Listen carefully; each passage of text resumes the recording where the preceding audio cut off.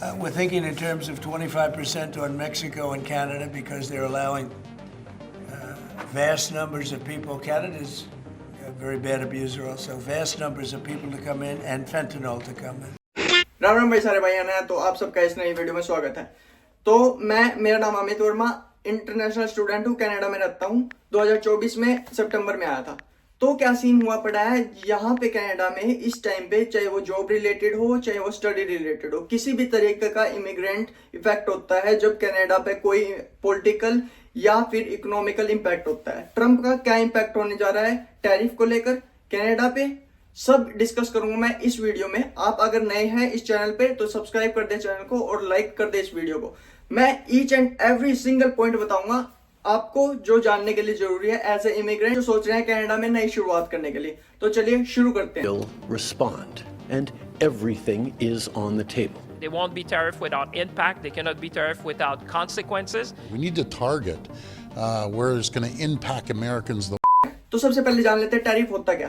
Tariff एक tax या fees है जो एक गवर्नमेंट अदर गवर्नमेंट को इंपोज करती है इंपोर्ट और एक्सपोर्ट पे। इंडिया ने किया हुआ चाइना पे 12% का और वियतनाम पे कुछ 30% का। जनरली डोनाल्ड ट्रंप 2025 फरवरी 1 से जो बताया जा रहा है कि कनाडा पर इंपोज करने जा रहा है टैरिफ, तो उसके क्या परिणाम होंगे इमिग्रेंट्स पर, जॉब्स पर, हाउसिंग क्राइसिस पर और ग्रोसरी पर। अगर कनाडा में आप रहते हैं तो ये जानना आपके लिए जरूरी है। तो चलिए शुरू करते हैं। और ये सारा एनालिसिस मेरे द्वारा किया गया है, तो इस वीडियो को अगर आप ध्यान से देखते हैं तो आपको सारा चीज क्लियर हो जाएगी कि क्या सोल्यूशन हम निकाल सकते हैं कैनेडियन होकर और क्या सोल्यूशन इमिग्रेंट्स द्वारा निकाले जा सकते हैं और उसके इफेक्ट्स क्या पड़ेंगे इमिग्रेंट्स पर, जॉब और वर्क वीजा यूएसए के द्वारा क्या कुछ रहेगा।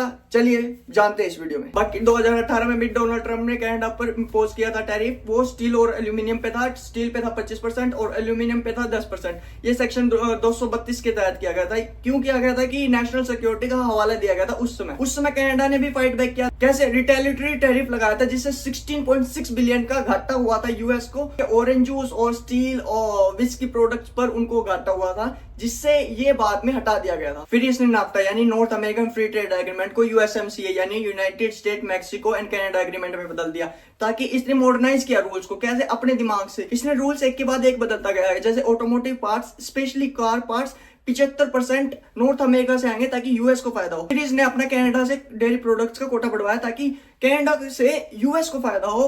अब ट्रंप वापस आ गया है और टैरिफ भी वापस आ गया। एक हाइपोथेटिकल सोच रख के ट्रंप आते ही क्यों टैरिफ लगा रहा है? क्यों लगा रहा है? क्योंकि अमेरिका को फर्स्ट पॉलिसी के हिसाब से ये प्रायोरिटी देना चाहता है। क्यों प्रायोरिटी देना चाहता है? यूएस की इंडस्ट्रीज बूस्ट होंगी टैरिफ से, और टैरिफ अगर एक इंपोर्ट एक्सपोर्ट होगा जरूर, क्योंकि यूएस एक बड़ी इकोनॉमी है और यहाँ पे इंपोर्ट एक्सपोर्ट यानी लोग अपना सामान बेचना जरूर चाहेंगे, जिससे यूएस में ही रोजगार बढ़ेगा, काम बढ़ेगा, दोबारा से डॉलर मजबूत होगा, फिर वर्कर्स आएंगे। और इसका दावा है कि मेक अमेरिका ग्रेट अगेन। फिर दोबारा से ये अपना दौर चलाएगा, फिर आर्मी दोबारा से देशों में भेजेगा, इंटरनल शासन करेगा।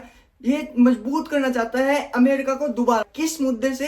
टैरिफ के मुद्दे से। इसका बेस ही टैरिफ होगा। टैरिफ से इंडस्ट्री बूस्ट होगी, काम बढ़ेगा, रोजगार बढ़ेगा, स्किल्ड वर्कर्स आएंगे, फिर डॉलर का मजबूत होगा, ये अपना शासन दोबारा से चला सकता है। कनाडा ऑयल और बिजली एक्सपोर्ट करता है यूएस की मेजर सिटीज को। यूएस की बड़ी बड़ी सिटीज को कनाडा की तरफ से ही ऑयल और बिजली एक्सपोर्ट होता है। ऑयल तो हर जगह एक्सपोर्ट होता है यूएस में, कनाडा की तरफ। फिर कनाडा को यूएस की पॉलिसी माननी पड़ेगी या फिर सस्ते दामों पर इसको बेचना पड़ेगा अपना एनर्जी सोर्सेज, या फिर यूएस की पाइपलाइन टर्म्स माननी पड़ेगी। पाइपलाइन यानी कनाडा यूएस को पाइपलाइन के जरिए लिक्विड एनर्जी सोर्स करता है, यानी एक्सपोर्ट कनाडा एक्सपोर्ट करता है यूएस को ऑयल और बिजली। ठीक है, अगर ये लिक्विड एनर्जी जो भी है अल्बर्टा से ऑयल जैसे एक्सपोर्ट होता है, वहां की लाइन 5 और कीस्टोन एक्सल वहां की मेजर पाइपलाइंस है, अगर वो बंद हो जाती है या फिर उन पे टैरिफ लग जाता है, कनाडा पर बहुत मुसीबत आ सकती है। Alberta oil energy and sources जो है इम्बैलेंस हो सकते हैं, वहां पे जॉब लॉसेस हो सकते हैं, पॉवर्टी के चांसेस है, यानी ऑल इन ऑल घाटा हो सकता है पाइपलाइन के जरिए। इसलिए कनाडा नहीं चाहता कि टैरिफ लगाए और या फिर किसी भी तरह किसी भी प्रोडक्ट पर ट्रंप द्वारा टैरिफ लगाया जाए कनाडा पर। सबसे बड़ा इम्पैक्ट तो इकोनॉमिक इम्पैक्ट पड़ेगा कनाडा पर। सबसे बड़ा इम्पैक्ट होगा कि डॉलर डिक्लाइन होगा, एक्सपोर्ट और इम्पोर्ट वाला सीन क्रैक होगा। कैसे? अगर वहां पे टैरिफ लगाया जाएगा, कनाडा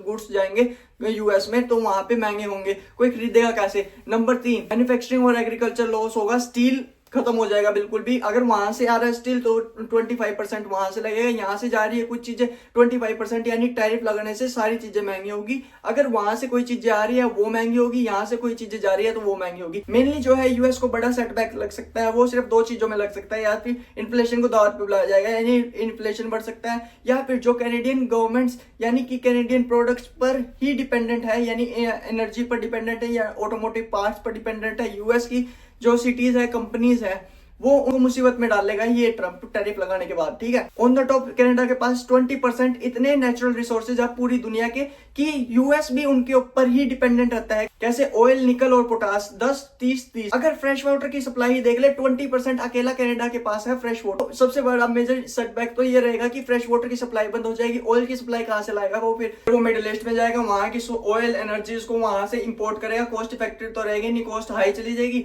फिर इनको डिपेंडेंट रहना पड़ेगा कनाडा पे। एट लास्ट जाके दोनों इकोनॉमी को बिठा रहा है, बस दोनों देशों की इकोनॉमी को। ठीक है, पॉलिटिकल इंप्लीकेशन क्या हो सकते हैं? या तो कनाडा 2018 की तरह रिटेलिटरी टैरिफ लगा सकता है यूएस पे, या फिर वो जा सकता है ईयू या एशियन कंट्रीज के द्वारा, या चाइना की तरफ नहीं जा सकता। चाइना पर पहले ही कनाडा ने टैरिफ लगाया हुआ है।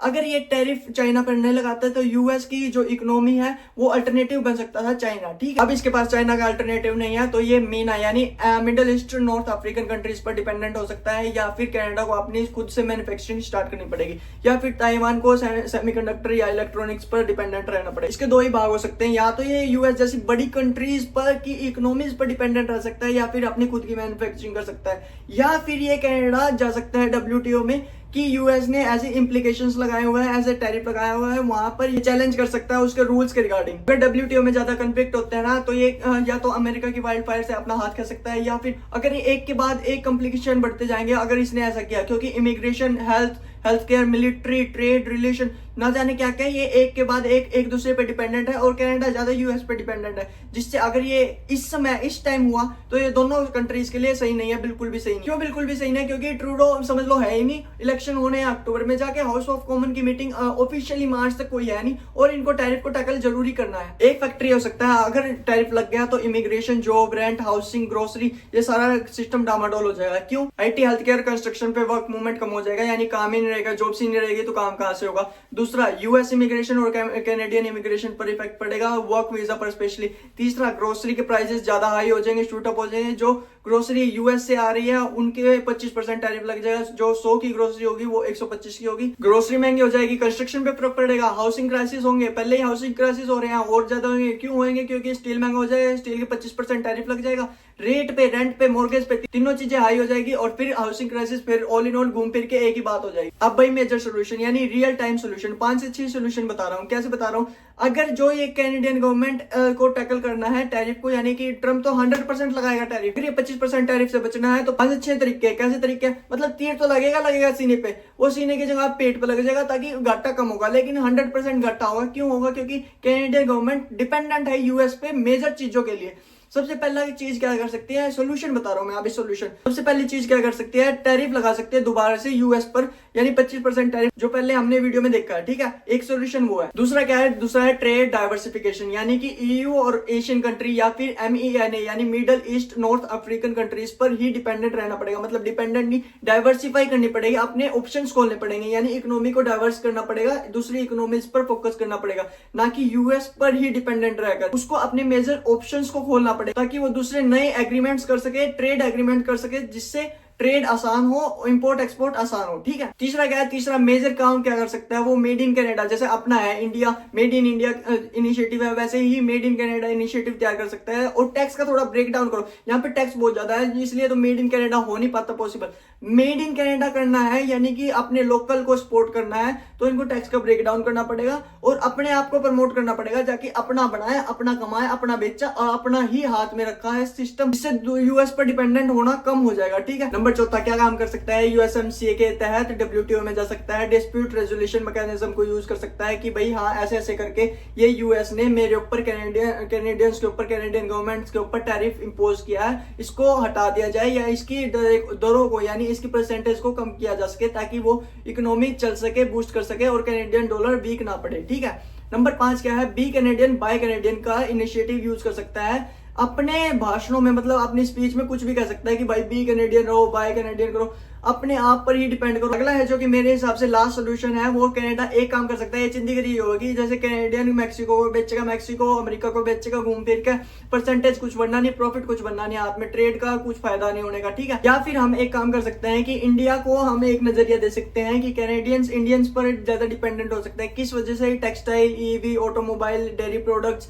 या फिर हेल्थ केयर इक्विपमेंट्स के लिए। या फिर ये एक काम कर सकते हैं, क्योंकि कॉस्ट इफेक्टिव रहेगा, वहां से प्रोडक्ट्स डायरेक्ट आएंगे, कॉस्ट इफेक्टिव रहेगा, कॉस्ट कम रहेगा, ठीक है। अच्छे प्रोडक्ट्स बिकते हैं वहाँ, डायरेक्ट डेयरी प्रोडक्ट्स भी हैं, आईटी के हैं और ईवी की ऑटोमोबाइल्स पार्ट्स हैं। तो इससे एक फायदा हो सकता है कैनेडियंस को कि वो अगर इंडिया पर, मेजर इंडिया पर ही फोकस करें, रिसोर्सेज बेचे, वहां से बायलैटरल ट्रेड होगा, वहां से आइटम्स मंगवाए, यानी spices, food grains, organic food होगा, मेडिकल इक्विपमेंट्स हो गए, ईवी के पार्ट्स हो गए, यहाँ से फ्रेश वाटर, ऑयल, बहुत सारी चीजें हैं जो एक्सपोर्ट कर सकते हैं, जैसे बायलैटरल ट्रेड हो सकती है। यानी कि इंडिया भी एक बड़ी अच्छी खासी इकोनॉमी है टारगेट करने के लिए कैनेडियंस के लिए। तो ये था ट्रम्प का टैरिफ। तो अगर आपको ये वीडियो अच्छी लगी हो तो लाइक कर देना वीडियो को और सब्सक्राइब कर देना चैनल को।